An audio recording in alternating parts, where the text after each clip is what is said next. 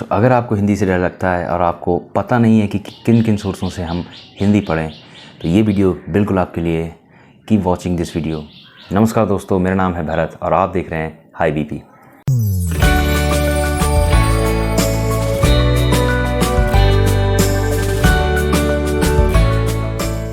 दोस्तों, हम बात करने वाले हैं यूपीपीएससी एई के एग्ज़ाम में जो 25 क्वेश्चन हिंदी के आते हैं उसकी प्रिपरेशन कैसे करें। उसके लिए मेरे पास बहुत अच्छे दो सोर्सेज़ हैं, मैं आपको दिखाना चाहता हूं। आप स्क्रीन पे देख सकते हैं कि पहली बुक तो ये है और दूसरी बुक ये वाली है। तो जो पहली बुक है जो आपने देखी वो है लूसेंट की। उसमें यूपीपीएससी एई का सारा सिलेबस कवर है और अगर आप कोई और एग्ज़ाम भी दे रहे हैं तो उसका सिलेबस भी उसमें होता है। तो कितना पढ़ना है आपको यूपीपीएससी एई के हिसाब से वो मैं आपको अभी बताऊंगा। सेकंड बुक जो आपने देखी वो है आदित्य पब्लिकेशन की, तो उसमें भी बहुत सारा कुछ दिया हुआ है, बट आपको सेलेक्ट करके पढ़ना है कि आपको यूपीपीएससी एई के हिसाब से जो 25 क्वेश्चंस हैं उसमें मैक्सिमम कैसे स्कोर कर सकते हैं। ठीक है, तो हम बात करते हैं फर्स्ट बुक की। उसमें से आपको सॉर्ट आउट करने हैं कि कौन कौन से टॉपिक्स सिलेबस में हैं आपके। केवल वही टॉपिक्स आप मार्क कर लें जो इंडेक्स होता है वहाँ से, और केवल उन्हीं को पढ़ें। और इस बुक की बहुत अच्छी बात ये है कि इसमें पुराने कुछ एक क्वेश्चंस दिए हुए हैं और सेपरेट एक्सरसाइजेस भी दी हुई हैं, जिनको आप अगर अटैम्प्ट करते हैं तो आई होप जो भी टॉपिक जो भी कॉन्सेप्ट आप पढ़ेंगे वो आपको बहुत अच्छे से कवर हो जाएगा। ठीक है, इसी के साथ जो सेकंड चीज़ आपको करनी है वो ये है कि जो आदित्य पब्लिकेशन की बुक है वो उठानी है। वहाँ से आपको आदित्य पब्लिकेशन से आपको पढ़ना बहुत ज़्यादा नहीं है, क्योंकि आप कंटेंट ऑलरेडी पढ़ चुके हैं, कंटेंट सेम होगा, टॉपिक सेम होंगे।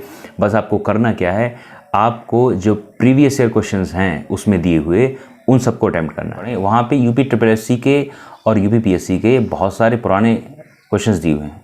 आपको करना क्या है, वहाँ से वो क्वेश्चंस उठाने हैं और उनको हर एक टॉपिक के बाद जब आप टॉपिक पढ़ लें, कहाँ से, लूसेंट से आपने टॉपिक पढ़ लिया, उसके बाद आपको क्या करना है, लूसेंट के ही क्वेश्चंस लगाएं सेम टॉपिक के। उसके बाद सेम टॉपिक आप खोलेंगे आदित्य पब्लिकेशन में, वहाँ से आपको क्या करना है, वो जो प्रीवियस ईयर क्वेश्चंस हैं PYQ उनको आपको लगाना है। जब आप इतना ये सब कर लेते हैं उसके बाद आपको बहुत ज़्यादा कुछ पढ़ने की ज़रूरत नहीं है और आई होप आप 25 में से 17 और 18 प्लस क्वेश्चन बहुत आराम से सही कर सकते हैं।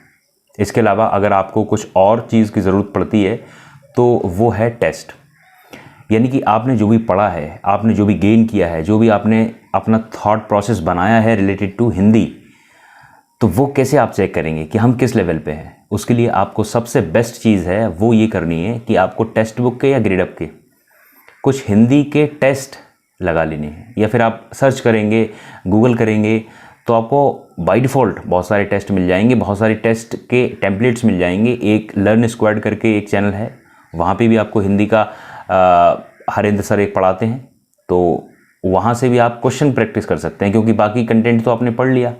उनके वीडियो लेक्चर्स भी आते हैं, अगर आप यूज़ करना चाहते हैं उनका यूज़ कर सकते हैं।